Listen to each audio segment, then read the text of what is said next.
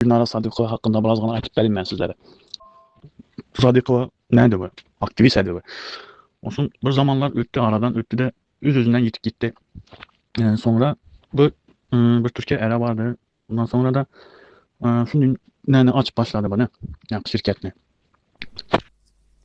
2020 yılların başında özün cemiyetçilik aktivisti ve inkılapçı yani revolüsyoner hükmünde tanıtıp başlayan Gülnara Sadıkova soňky döwürde köpçüligiň üntüni özüne çekmegi Azatlar üçün men her bir ölende şuňal aglyny men tanamayan bolmasa da Gülnara Sadıkova epesil takipçi toplanan soň Akdemir Danışmanlyk adında maslahat beriş firmasyny açýar we Türkmen vatandaşlaryň resminama işler bilen meşgullanyp başlaýar.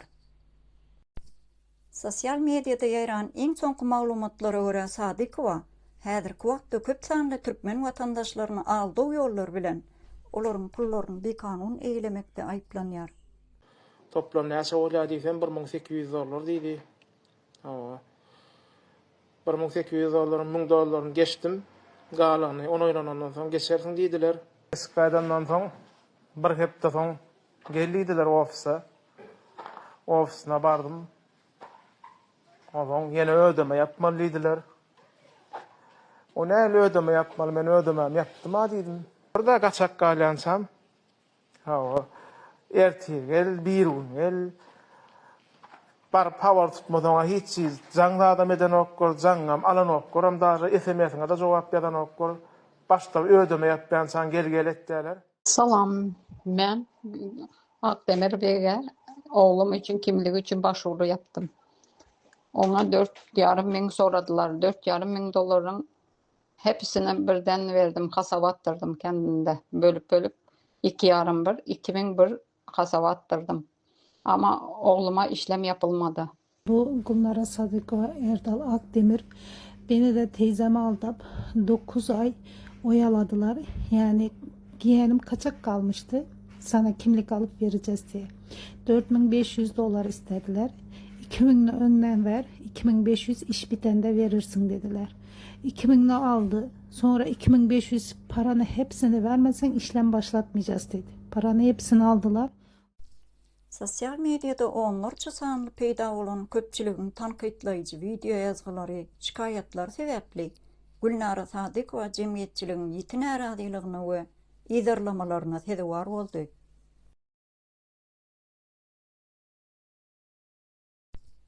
Şeýle de aýplanýan tarapyň özüne garşy bildirilýän bu äradylyklara jogap hökmünde pulun ýysini alan Gülnara Türkmenistanyň vatandaşlaryna deportasiýa etdirmekde we kaziyete yani suda vermekte hayvat atıp korkudayandığı öňe sürülýär.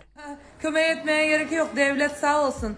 Devletten ayırmasın beni. Allah can devlete zeval vermesin. Bak yazan kişiler eyyam ortaya çıktı.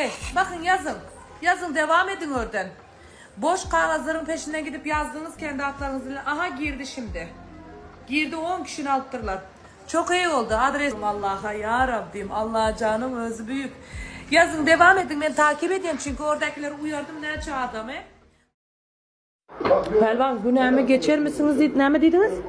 Günahımı geçin diyen men günahımı geçin diyen men yazdıysan yazayın.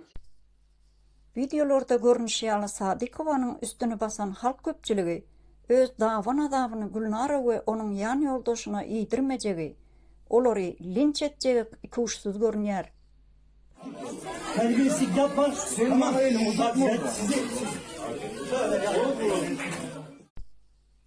Häzirlikçe Gülnara Sadıkova'nın bu alyp barýan bekanun işler üçin jogapkärçilige çekilmegi barada maglumat ýok.